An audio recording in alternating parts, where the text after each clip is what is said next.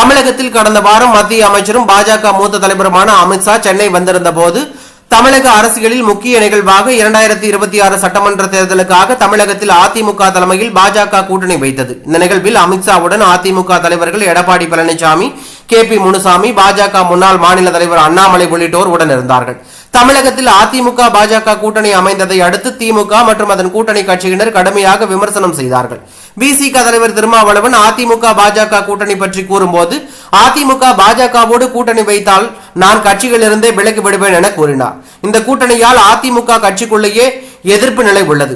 இதையும் மீறிதான் எடப்பாடி பழனிசாமி கூட்டணி அமைத்துள்ளார் என்று கூறினார். இதற்கு பதிலளிக்கும் விதமாக இன்று அம்பேத்கர் சிலைக்கு மரியாதை செலுத்திய பிறகு அதிமுக முன்னாள் அமைச்சர் ஜெயக்குமார் பேசும்போது, அதிமுக பாஜக கட்டுக்குள் வந்துவிட்டது என திருமாவளவன் விமர்சித்துள்ளார். மேலும் அதிமுக பாஜக கூட்டணி அமைந்தால் முன்னாள் அமைச்சர் ஜெயக்குமார் அதிமுகவிலிருந்து விலகிவிடுவேன் என்று கூறியதாக கூறப்படும் செய்திகள் உண்மையில்லை.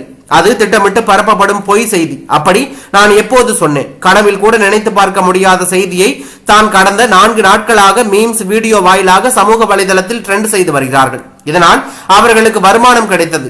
என்னால் அவர்கள் பலன் அடைந்ததில் மகிழ்ச்சி. ஆனால் ஒன்றை தெரிந்து கொள்ளுங்கள், நான் பாரம்பரியமான திராவிட குடும்பத்தைச் சேர்ந்தவன். 75 ஆண்டு காலம் இயக்கத்தில் பணியாற்றுகிறேன். மேலும் எனது பயணம் நீண்ட நெடிய திராவிட பாரம்பரியம் உடையது. பதவிக்காக யார் வீட்டு வாசலிலும் நான் நிற்க மாட்டேன். தன்மானத்தோடு இருக்கக்கூடியவன். இந்த கட்சி தான் என்னை உலகம் முழுக்க அடையாளம் காட்டியது என்றும், எம்ஜிஆர், ஜெயலலிதா, அம்மா வழியில் எனது பயணம் தொடரும்.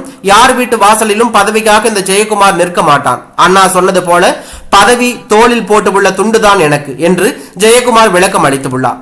எப்போதும் பொதுச் செயலாளர் எடப்பாடி பழனிசாமி பெயரை குறிப்பிடும் ஜெயக்குமார் இன்று புரட்சி தலைவர் எம்ஜிஆர், ஜெயலலிதா, அம்மா என்று மட்டும் கூறுவதும், பதவிக்காக யார் வீட்டு வாசலிலும் நிற்க மாட்டேன் என்று ஜெயக்குமார் கூறியதும் அரசியல் வட்டாரத்தில் தற்போது பெரும் பரபரப்பையும் அதிர்ச்சியும் ஏற்படுத்தி உள்ளது.